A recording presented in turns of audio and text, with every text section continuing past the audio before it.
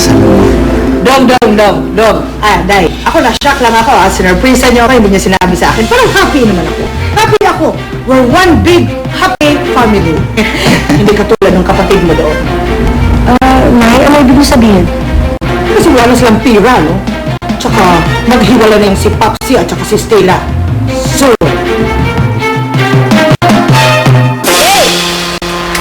Ayan, meron na tayong Stella Sardines Menudo.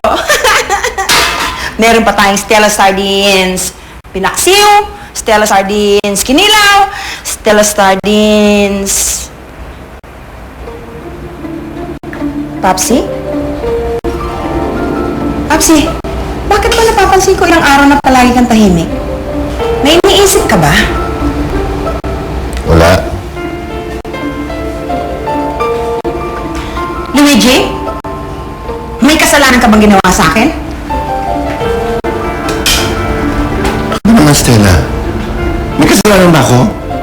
Bakit parang tuloy ako may kasalanan? Minsan ba di mo naisip na may kasalanan ka na rin?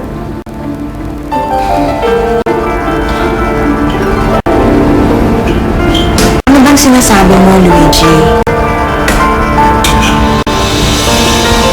Hindi ko naman sinasabing sa maraming taong pinagsamahan natin wala ako naging kasalanan.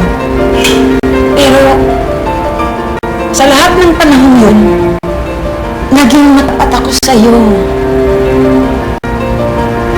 Kaya lang naman ako nagkakaganito kasi nai-insecure din ako. Siyempre, hindi na ako bata. Hindi na rin ako fresh. Hindi na rin ako mayaman.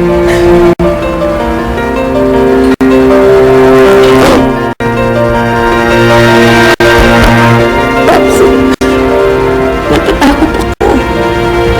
Baka isang araw, iwanan mo na lang ako. Ipagpalit mo ako sa bata. Sa maganda, yung higit na makakapagpaligaya sa'yo.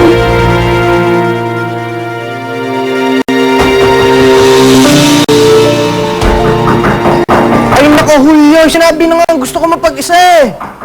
Pambihira talagang bading ito, oh. Ay, ano ga... Ay! Ano nagawa mo, Ruben? Bakit mo nagawa kay Karen ang nagawa mo? Isa kang hipokrito! Ayaw ka pa yung pala gusto mo rin halikan? Uy, sandali lang eh. Huwag naman kayong magalit sa akin. At bakit hindi? Isa kang traidor! Sarili mo, soulmate! Ayaw mo patawain! Akala niyo ba yung madali para sa akin yung ginagawa ko?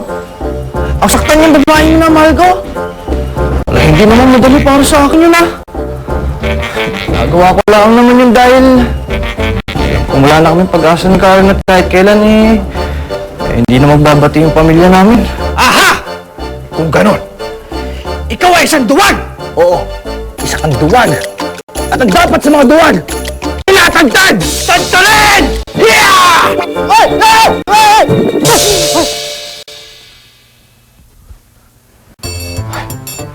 Ay, panaginip na naman. Pabihira yun ah. Oh my God! Nandyan si Carlos! Kaya ako magtago! Sandali! Hi, Carlos! Hi, Joanna! Hi! Ako nga pala si Lisa.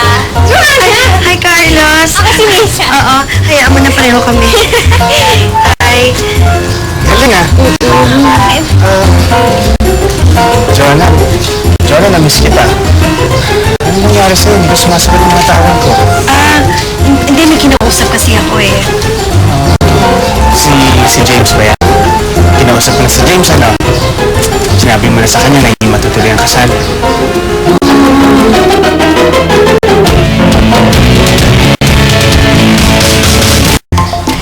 Liza, pwede next time na lang tayong magkasama? Kasi kailangan siya kausapin eh. Oo, walang problema. Pero baka pwede mamaya. Pasyal naman tayong dalawa.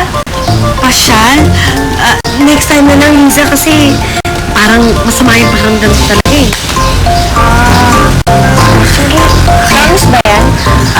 Basta, please, sige na. Okay. Bye, Carlos.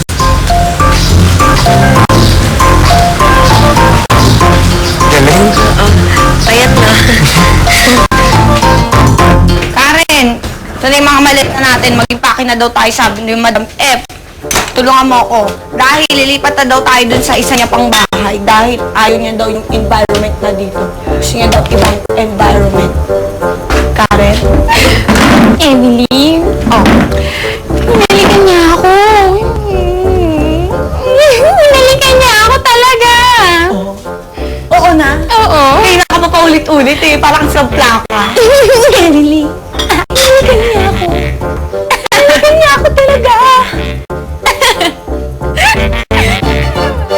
Carlos, hindi ko pa kasi masasabi kay James eh. Pasensya na. Nasa ospital kasi siya ngayon dahil nasaksak siya. Okay lang ba kung hindi ko muna masabi?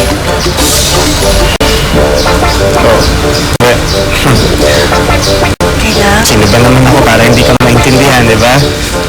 Di ba dapat understanding ako? Kaya lang parang... Ang sama naman ng timing yan, James na yan. Bakit? Kung kailan ka pa magtatapat sa kanya, tsaka pa nagpasaksak, ang labo naman nun. Pero, wala yun. Alam mo, importante dito, okay ka. Okay ka ba? Okay na okay. Okay na okay din ako.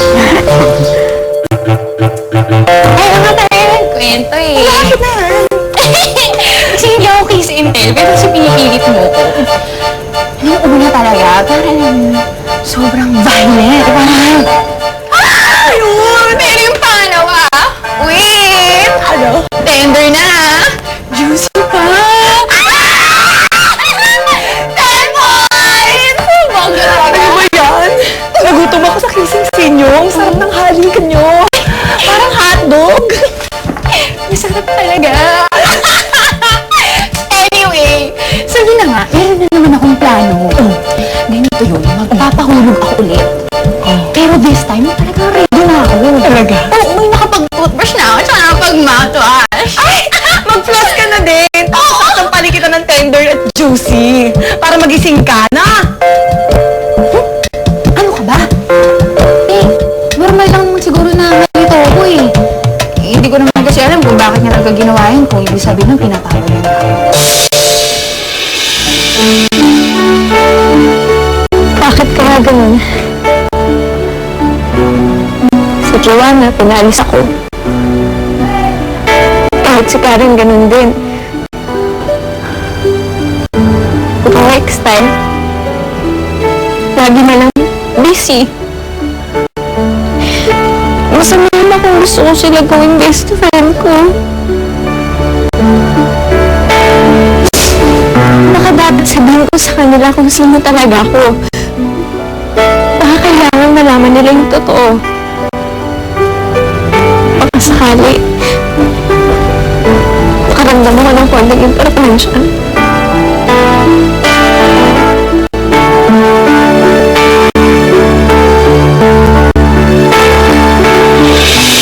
Kung ano pong pipiliin ko, magbubuhay ako.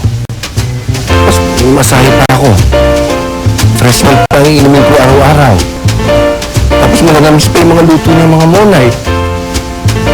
Tapos si Stella. Siya man ang nanay ng aking anak. Siya yung esposa kong pinangakuan ko ng for better or for worse. Kaya lang, sawa na ako sa mahansang sa pinas niya. Sino kaya pipiliin ko? Kaya ako